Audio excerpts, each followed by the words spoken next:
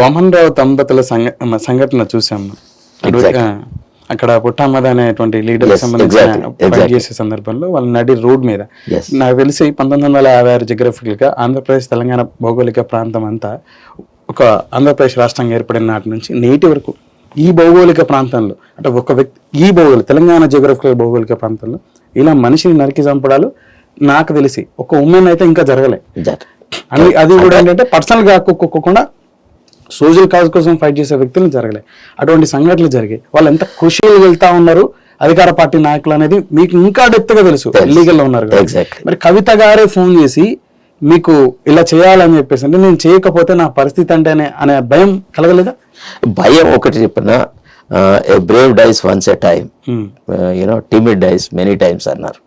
అంటే ఎక్కడైతే నిర్ణయాత్మకమైన సందర్భం వస్తుందో అక్కడ నువ్వు నిర్ణయం తీసుకోలేక ఒక నీ పదవి కోసమే నువ్వు అక్కడ పాకులాడి ఉన్నావు, కుర్చీకే అంటుపట్టుకున్నావు అంటే నీకు బయట రాజీనామా చేసి బయటకు వచ్చిన వాళ్ళే ఒక జేసీబీ పెట్టి నిన్ను మెడల్ పెట్టి బయటికి నెట్టినాక నువ్వు వచ్చి పెద్ద సత్యపుంగంలాగా మాట్లాడితే అది తప్పు నా ఉద్దేశంలో. ఫర్ ఎగ్జాంపుల్ ఒక చిన్న ఇన్సిడెంట్ ఇస్తా.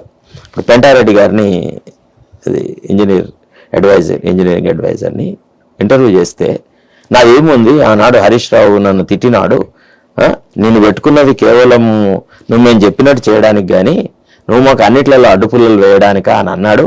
అంటే నేను పట్టించుకోలేదు అని అన్నాడు. అని ఆయన ఆ మాట ఎప్పుడు చెప్పినాడు?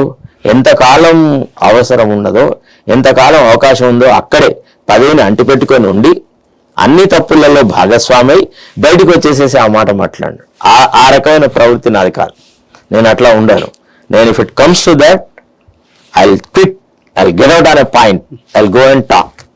తర్వాత నేను బయటకు వచ్చినాక కూడా ఇమీడియట్ గా మాట్లాడలేదు. దాదాపుగా ఒక 1 year వరకు రిజైన్ చేసిన తర్వాత 1 year వరకు సంయమనం పాటించిన. నేను కొన్ని విషయాలలో నా అభిప్రాయాలు కుండబద్దలు కొట్టినట్టు అక్కడ వాళ్ళకి చెప్పినాను. నేను రాజీనామా చేసి బయటకు వచ్చినాక ప్రాబబ్లీ నా మాటల యొక్క ప్రభావము, నా సలహాల ప్రభావం ఏమైనా ఉంటుందేమో పరిపాలనలో.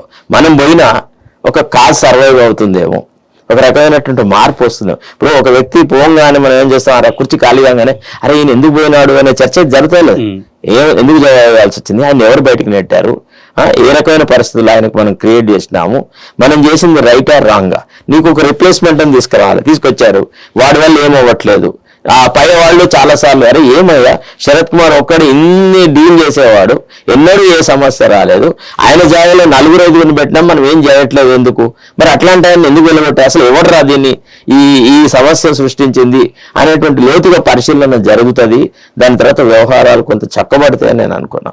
అట్లా 1 year వరకు చూసినాక కూడా ఒక దశలో yes there was a kind of examination, అరే we have done something wrong, we should not have pushed him into a corner అనేటువంటి ఒక ఒపీనియన్ వచ్చినా కానీ నా సలహాల కంటే నా ఆలోచన సరళికి తగ్గట్టుగా మళ్ళా ప్రభుత్వ విధానం మారలేదు. కాకపోగా ఒక క్యాంపెయిన్ స్టార్ట్ చేసినారు. అంటే నేను ఏదో అవినీతికి పాల్పడుతున్నట్టుగా నేనేదో ఆశించినాను, అది నాకు రాకపోవడం వల్ల నేను ఒక అసంతృప్తితో వాళ్ళకు వ్యతిరేకంగా పనిచేయడం మొదలెట్టినాను, అందుకే నన్ను తొలగించాల్సిన పరిస్థితి ఏర్పడింది అని ఒక అవినీతి ముద్ర నా మీద తొలగించారని ఒక జడ్జి గారితో మా పై ఆయనే చెప్పినాడు. ఆ జడ్జి గారు నన్ను తెలుసు. ఇప్పుడు నేను నిన్న మొన్న వకాలతులోకి రాలేదు.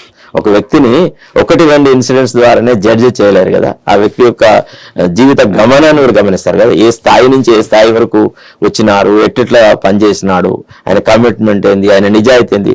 నాతో పాటు పనిచేసిన ఆఫీసర్లు కూడా ఉంటారు కదా. IAS officers were there, special chief secretaries were there, chief secretary was there, several other top level IAS officers, IPS officers, revenue, police 2 deal చేసిన. నేను కుండబద్దలు పెట్టినట్టు చెప్పే విషయాల్లో ఎవరికి భయపడలే. మొన్న టీఎస్పీఎస్సీ చైర్మన్ ఇంక్లూడింగ్ కవిత ఎవరిని కూడా మొన్న టీఎస్పీఎస్సీ చైర్మన్ అపాయింట్మెంట్ అప్పుడు I was the only fellow who said that no, Mahender Reddy is the proper person to be appointed as TSPSC chairman person. Yes, నేను చెప్పినాను ఆ మాట. అన్నప్పుడు నన్ను చాలా మంది వ్యతిరేకించారు. కాదు అదెట్లా అని అన్నారు. కాదు, నాకు తెలుసు అక్కడ ఏం జరిగింది internally, what use to happen అని నాకు తెలుసు. అక్కడ ఎవరు who use to call the shots, how Mahender Reddy was helpless in a given situation అనేది నాకు తెలుసు. మహేందర్ రెడ్డితో వ్యక్తిగతంగా ఎన్నో సార్లు మాట్లాడాను, ఎన్నో విషయాలలో మాట్లాడాను. వారి గురించి నాకు ఎంతో అవగాహన ఉంది. మీరు గమనించారు లేదో, నేను ఎప్పుడు కూడా మహేందర్ రెడ్డి గారే పర్సనల్ రెస్పాన్సిబుల్ ఉంది. నేను బయటకు వచ్చినాక కూడా తీన్మార్ మల్లన్న మీద అటాకులు జరిగినాయి, రఘు మీద జరిగినాయి, మహిపాల్ మీద జరిగినాయి, చాలా మంది సోషల్ మీడియాలో ఉన్న వాళ్ళ మీద జరిగినాయి. నేను ఎప్పుడు కూడా పోలీస్ ఆఫీసర్ల తప్పు అని అనలేదు. మీరు గమనించలేదు. నేను ఎప్పుడు ఏం చెప్పినాను, పొలిటికల్ బాసెస్ ఆర్ రాంగ్ అన్న. ఎందుకంటే అక్కడ నిజాయితీ గల ఆఫీసర్లు ఉన్నా కానీ రాజకీయ ప్రమేయం ఎంత జరిగిందంటే ఫలానా వ్యక్తి స్వేచ్ఛగా బతికితే ఈ ప్రభుత్వం కూలిపోతుందని ఒక ఆర్డినరీ వ్యక్తులను కూడా యాంటీ సోషల్ ఎలిమెంట్స్ గా ప్రొజెక్ట్ చేయడం స్టార్ట్ చేస్తున్నారు. ఒక విమర్శ చేసిన ప్రతి వ్యక్తి మనకు శత్రువు అనేటువంటి భావన సృష్టించి వాళ్ళ మీద ఏదో రకమైనటువంటి అటాకులు చేస్తున్నారు. వాళ్ళకు నచ్చిన ఆఫీసర్లను కావాల్సిన జాగాలను పెట్టుకుని, ఫర్ ఎగ్జాంపుల్ మేడిపల్లి పిఎస్ ఉంది, తీన్మార్ మల్లన్న అణచాలా అన్నప్పుడు Medipally PS was equipped in such a way that ఆయన నోరు తెలిపితే చాలు ఆయన గొంతు విసుకు చంపాలన్నంత పట్టుదలగా వాళ్ళు వచ్చినారు.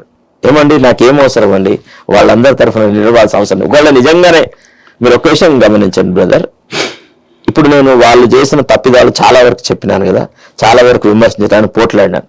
నాలో రవ్వంతా తప్పుంటే వాళ్ళని వదిలేడుదురా? ఇదే 100 ఫీట్ల లోతులో పాతి పెడుదురా లేదా? ఆ ప్రయత్నం జరగలేదంటారా? నేను చెప్తున్నాను కదా, అక్కడ నాకు రక్షణ ఎవరు? సొసైటీ, మీలాంటి వాళ్ళు. ఇప్పుడు నన్ను విమర్శనాత్మక ధోరణిలో ఎన్ని ప్రశ్నలు వేసినా నీ అంతరాత్మలో నా పట్ల ఏదో ఒక భావన అయితే ఉంటుంది కదా. ఏమండి, ఒకవేళ నాలో ఎంతో కొంత మెరిట్ లేకుంటే నా దగ్గరికి వచ్చి నువ్వు మాట్లాడతావా? నన్ను ఇన్ని ప్రశ్నలు అడగలవా? అడగలేవు కదా. అంటే ఏం జరిగింది అనే విషయాలలో ఎంత పరిశోధన చేయాల్సింది ఉందో, ఇతను ఎలాంటి వ్యక్తి అయినాడు, ఎట్లాంటి వ్యక్తి అనే విషయంలో కూడా మీకు ఎంతో కొంత ఒక భావన అయితే ఉంటుంది. That may be right, that may be wrong. ఇతను దుర్మార్గుడు అని అంటే నువ్వు దుర్మార్గుడు ఎట్లా కాదు అని నన్ను వ్యతిరేకిస్తావు. దుర్మార్గుడు అవునా కాదా అనే సంశయం నీలో ఉంటే కొన్ని విషయాలు తరచి ప్రశ్నలు వేస్తావు, అంతే కదా. అట్లనే నేను ఆ విషయాలను చూసినప్పుడు నేను ఒక స్టాండ్ తీసుకున్నా కొన్ని విషయాలలో. తర్వాత I'm a person, I always love to take a stand and fight. ఇప్పుడు నేను కూడా జర్నలిస్ట్గా పనిచేస్తున్నాను, నేను కూడా సోషల్ మీడియా అంటున్నాను. ఎవరికి చెప్పకుండా సడన్ గా కాంగ్రెస్ పార్టీలో చేరినాను.